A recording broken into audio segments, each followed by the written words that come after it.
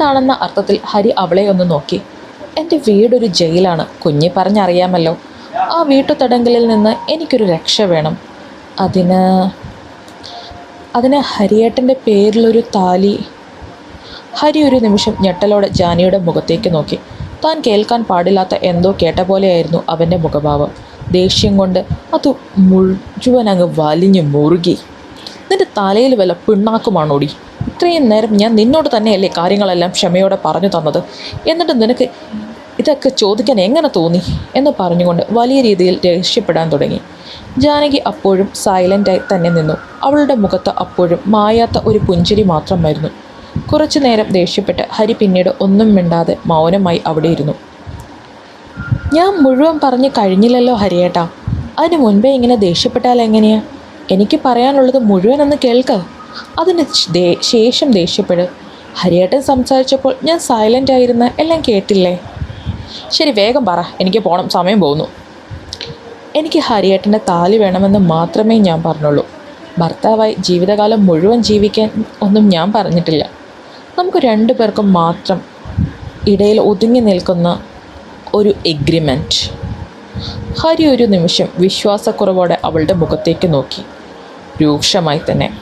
നീ എന്താ പറഞ്ഞു വരുന്നത്? എനിക്ക് മനസ്സിലായില്ല. കൂടുതൽ മുഖവരെയൊന്നും ഇല്ലാതെ കാര്യം നേരെ പറ, അതാ എനിക്ക് ഇഷ്ടം.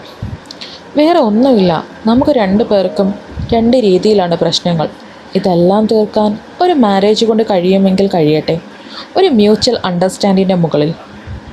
ഹരിയേട്ടനെ സംബന്ധിച്ചിടത്തോളം വീട്ടുകാരും കൂട്ടുകാരും കല്യാണം കഴിക്കാൻ പ്രഷർ ചെയ്യുന്നു. എന്നെ സംബന്ധിച്ചിടത്തോളം വീട്ടുതടങ്കലിൽ നിന്നും രക്ഷപ്പെടണം, സ്വന്തം ജീവിതം കെട്ടിയുയർത്തണം, എനിക്കൊരു കുഞ്ഞ് വേണം. ജാനി, അതൊന്നും നടക്കുന്ന കാര്യമല്ല. കേട്ട പാതി കേൾക്കാത്ത പാതി ഹരി പൊട്ടിത്തെറിച്ചു. എൻ്റെ ഹരിയേട്ട, ശാസ്ത്രം വളർന്നതും ലോകം വളർന്നതും ഒന്നും അറിഞ്ഞില്ലേ നിങ്ങളിതുവരെ? നിന്നോട് ഞാൻ പറഞ്ഞു, എന്തെങ്കിലും പറയാനുണ്ടെങ്കിൽ സ്ട്രെയിറ്റ് ആയിട്ട് പറയാൻ, അല്ലാതെ ഇങ്ങനെ വളച്ചു തിരിച്ച് പറഞ്ഞാൽ എനിക്ക് ദേഷ്യം വരും ജാനകി. നമുക്ക് വിവാഹമൊക്കെ കഴിഞ്ഞ് ഒരു IUI നോക്കാന്നേ. ഫിസിക്കൽ റിലേഷൻഷിപ്പിന് ഇതൊന്നും ആവശ്യം വരില്ലല്ലോ ഇവിടെ. സ്പേം ഡൊണേറ്റ് ചെയ്താൽ മാത്രം മതി. ഇനിയൊരു വിവാഹത്തോടെ രണ്ട് വലിയ പ്രശ്നങ്ങളും തീരും. നമുക്ക് നല്ല ഫ്രണ്ട്സായി തന്നെ മുന്നോട്ട് പോവുകയും ചെയ്യാം. ജീവിതത്തിൽ ആദ്യമായി തനിക്ക് വേണ്ടി, തൻ്റെ ജീവിതം സംരക്ഷിക്കാൻ വേണ്ടി, തൻ്റെ ജീവിതം കെട്ടിപ്പൊക്കാൻ അവൾ ഒരാളോട് അയാളുടെ മുഖത്ത് നോക്കി തൻ്റെ ആവശ്യങ്ങൾ പറഞ്ഞിരിക്കുന്നു. ഹരി കുറച്ചു നേരം ഒന്നും പറഞ്ഞില്ല. അവൻ്റെ മനസ്സ് വല്ലാതെ അസ്വസ്ഥമായിക്കൊണ്ടേയിരുന്നു. സത്യമായിരിക്കുമോ? ഇങ്ങനെയൊക്കെ നടക്കുമോ? ഇത് മറ്റുള്ള ആരെങ്കിലും അറിഞ്ഞാവോ? എല്ലാം ശരിയാകും. അങ്ങനെ 1000 ചോദ്യങ്ങൾ വല്ലാതെ അവനെ അലട്ടാൻ തുടങ്ങി. കുറച്ചു നേരം കൂടി ഇരുവരും അങ്ങനെ തന്നെ ഇരുന്നു. അതിനുശേഷം ജീവിതമല്ലേ, നന്നായി ചിന്തിച്ചതിന് ശേഷം മാത്രം ഉത്തരം വിളിച്ചു പറയാം എന്ന ഉറപ്പിന്മേൽ പിരിഞ്ഞു. ഇരുവരും പിരിയുമ്പോഴും അവരറിഞ്ഞില്ല ജീവിതത്തിൽ ഇനി എന്തൊക്കെയാണ് നടക്കാൻ പോകുന്നതെന്ന്. അങ്ങനെ ആരെയും കാത്തു നിൽക്കാതെ ദിവസങ്ങൾ മുന്നോട്ട് പോയിക്കൊണ്ടിരുന്നു. ഇതിനിടയിൽ കുഞ്ഞിയും ജാനിയും തമ്മിൽ സംസാരിക്കുന്നുണ്ടെങ്കിലും ഹരിയുടെ തീരുമാനം എന്താണെന്ന് ഇവർക്കറിയില്ല.